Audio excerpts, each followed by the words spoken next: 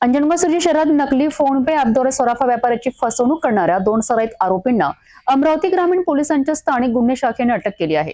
बनावट online payment दाखवून सोन्याची अंगठी लंपास केल्याचा हा प्रकार उघडकीस आला असून या कारवाईत तब्बल 1,31,000 रुपयांचा मुद्देमाल जप्त करण्यात आला आहे। अंजनगाव सुर्जी येथील गुणगुण ज्वेलर्स या सराफा दुकानात 2 इसमांनी 48,000 रुपयांची सोन्याची अंगठी खरेदी केल्याचे भासवले।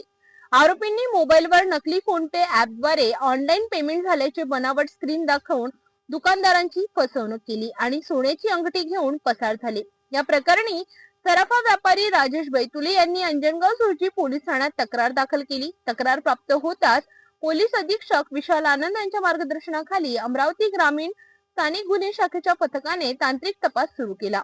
तांत्रिक विश्लेषण आणि गोपनीय माहितीनुसार अमरावती शहरातील महाजनपुरा परिसरात सापळा रचून उमेर मिर्झा जाफर बेग मिर्झा वय वर्ष 36 राहणार सागरनगर हैदरपुरा अमरावती आणि मोहम्मद शोएब मोहम्मद शकील वय वर्ष 36 राहणार नालसापुरा अमरावती या 2 आरोपींना ताब्यात घेण्यात आले।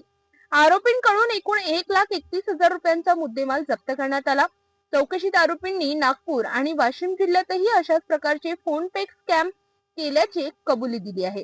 पुढील तपास अंजनगाव सुर्जी पोलीस करीत आहेत।